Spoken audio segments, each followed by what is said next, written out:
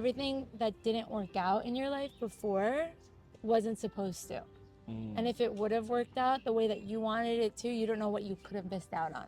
I thought I was gonna die. I was like running, and I'm like, if I stop running, something's gonna happen. And I was like freaking out. I'm like, holy shit. It's someone's life in your hands at the end of the day. It's like, it's not a joke. I feel like I'm doing the right thing and I'm in the right job.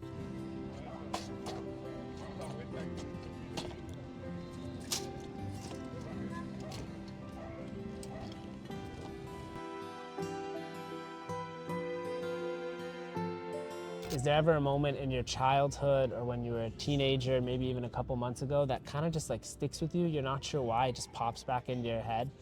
And it doesn't have to be like something very specific or feel like it's meaningful. It could just be something that sticks with you. I have like some of my friends that are from abroad, from like LA or from different countries, and just sitting and watching sunset with them in the summers, like those are memories that just stick with me. And like they're meaningful, and there's a lot of meditation techniques, let's say, to fall asleep, where some of them are like, think of your happy place and think of something that brings you joy. And I could just picture myself at that sunset with the right people at the right time, and just like sitting there and thinking like I'm exactly where I need to be at this exact moment. Holy shit, that's so crazy that you just said that. Two things to tell you. The second question I ask people is there ever a moment in your life where you're completely present, like the weight of the world is off your shoulders, you don't care about others' opinions, there's an energy that comes and tells you you're exactly in the right place at the right time, like nothing else matters, which is just what you said, which just is so crazy to me. I've collected over 200 stories now, and I found 27 different themes that show up in people's moments. One of the themes for me and for other people has been like nature and awe, and combined with relationships. You're with someone you love and you're in nature. Yeah. And there's this experience of just like, yeah, presence and awe. Bliss. Like, oh yeah, bliss. Like this is what life's about. And like some people ask me, like, what's the meaning of life, or what do you think meaning is? And I think meaning is this like, it's something we all strive for, but like life is meaningful and we experience it whether we want to or not. There's so many definitions, and I think meaning to me is just when are you most present and fulfilled in your life that you never even think about what meaning is, because you're just living meaningfully in the first place. And what I realized through all these stories was that we can actually align our lives around what uniquely drives meaning for us. And for you and for me, it's like dancing with my friends to really good music. Oh, wow. That's when I'm most present. I don't care what people think of me, like I'm just there. Yeah. I'm just Bennett. What advice would you give to someone younger than you? Imagine you had a younger sibling or maybe a cousin or just a friend that like feels like they don't have any meaning or purpose in their life. Happiness and positivity is also a learned behavior, just like they say negativity is a learned behavior. So if you're gonna keep thinking that there's a reason why I'm here, there's a reason why this is happening, everything's for the best, and that God or the creator, or whatever you believe in, spirits are just putting in the most work for you, and life is happening for you, not to you, then you will live the happiest life. And you will have downfalls, and you will cry, and you will be sad, and you will question everything in your life. But I guess the biggest advice, like I would tell my younger self, and I would tell younger people, is just do whatever you want to do and don't let fear stop you. Everything that didn't work out in your life before wasn't supposed to. And if it would have worked out the way that you wanted it to, you don't know what you could have missed out on. So just sit and be happy, and there's no reason to bask on the past when it's done. It's like in Hebrew, there's a saying, it's called chalav shenishpach, which means it's spilled milk. And like anytime something like hard would happen or something bad, or even if like a scraped knee, you just say chalav shenishpach, like spilled milk. It happened. It's in the past. Like, how do we move forward? And I think that's just like something that everyone can take and leave the milk alone and just Let it rot. let it rot. Let it rot and move on. You're Jewish or Israeli? Both. Wow. I'm Jewish, but not Israeli. I just went to Israel last summer. Oh, did you? Yeah. I have a flight next month. I'm I'm so excited. jealous. Where? Tel Aviv? Yeah, I have all my family there. Wow. Yeah, my entire family's there right now. I actually am going to go visit my grandmother. She's not well. I'm sorry. It's okay.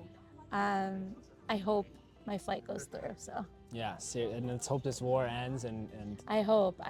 We're all done. We just want peace. Everyone wants to live happily. and hopefully that happens really soon. Yeah. I teach special education. Oh, wow. Thank you. You're like an angel. Who do you teach? I'm not a, I wasn't saying that angel. like a flirtatious way. No, I know. What type of special needs you teach? Students on the spectrum or students with genetic mutations. And then there's also the regular general ed students that just need extra support. What would you say is the most meaningful, been a meaningful moment or the most meaningful moment of your work? That's an easy one. Okay. This happened a year ago, probably like now-ish. I have this one student.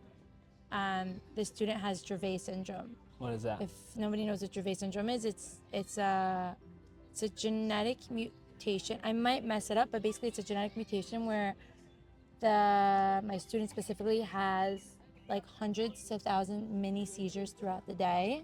Whether they're absent seizures, which is just like, think about like a reboot, like their eyes just go down and up, or like their eyes twitch or their body like quivers. And every 3 to 8 weeks, they have a grand mal seizure. They have a massive seizure, but it's not like the seizures that are epileptic that might last 2 minutes. These can last up to 30 minutes, and sometimes you could stop breathing completely. That being said, this boy has my heart. He's like I can't say my favorite, but he's my favorite student. And he cannot go to gym with the class. He can't go to recess with the class. He can't sometimes go to lunch with the class or be in loud settings because it can trigger a seizure. So a lot of the times during recess or during gym, when we can, last year when he's in first grade, now he's in second grade. So when he was in first grade, he's 7 years old, 6. We would walk the park. I work right here on the Upper East Side. So what we would do is we would go into the park, walk the reservoir a little bit, and then come back to school every day. So we're having the walk like we do all the time, and he has the seizures every 3 to 8 weeks. So like he had a seizure like 3 weeks before. We're like, we're still in the clear because it's like every 2 months, whatever. And he's never had a seizure in school, like a massive one. One day he was having a perfect day. Like I'm saying, like behavior is perfect. He has ASD like symptoms. So sometimes it can come off that he gets overstimulated or he gets like just different moods and temperaments. Great day, everything's awesome. And we're like, it's a perfect day. It's 70 degrees outside, let's go for a walk. It was me, the health shadow, and him. We went for a walk. We're having a perfect time and everything. And mid-walk through, once we're on the reservoir and we're walking, he starts like saying, my stomach hurts, my belly hurts. We're like, okay, let's go back to school. As we're walking, we see that he starts to stumble. Like, holy shit, this is happening. Stumbles a little bit more. He's like an 70, 80 pounds. Like, it's not easy to pick. You can't pick him up, and you also don't know when he's gonna start convulsing from the seizure. So we're like, okay, we have like a good 5 minutes before this becomes like a real deal. We're freaking out. We lay him on the ground. We do the protocol. We call mom. We call Hatzalah. Hatzalah is the Jewish ambulance.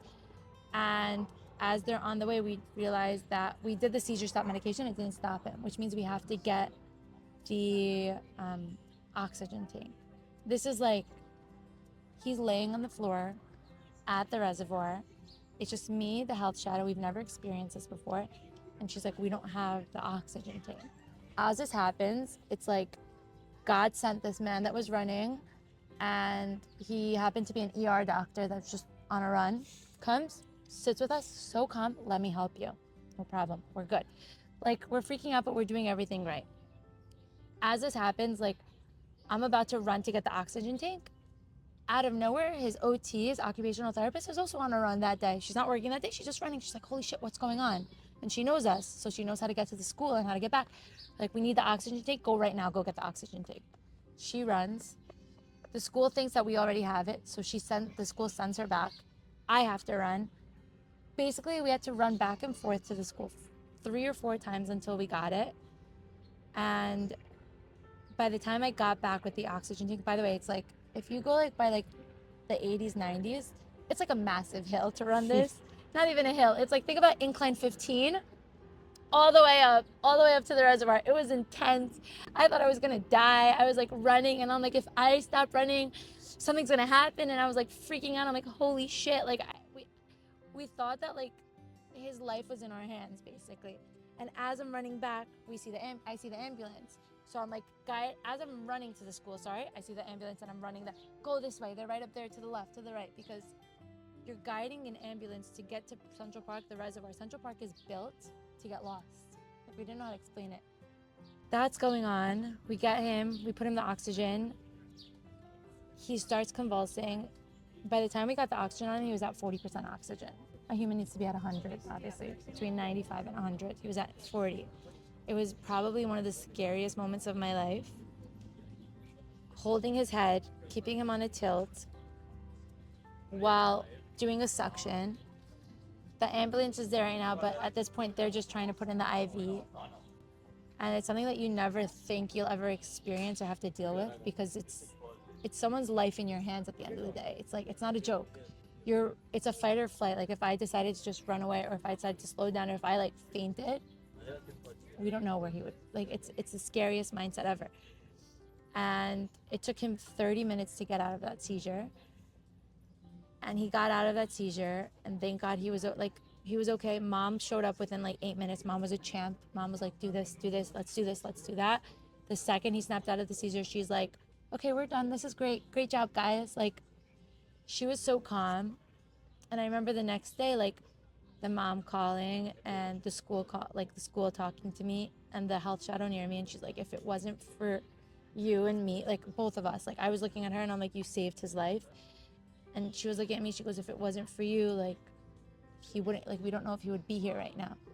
I don't agree with that. I think it's a group effort and everyone together, but it was just the most meaningful moment of like, I was actually there for a child, not just for teaching him, but for saving him and keeping him safe. And I actually felt like I actually fulfilled my purpose and did my job.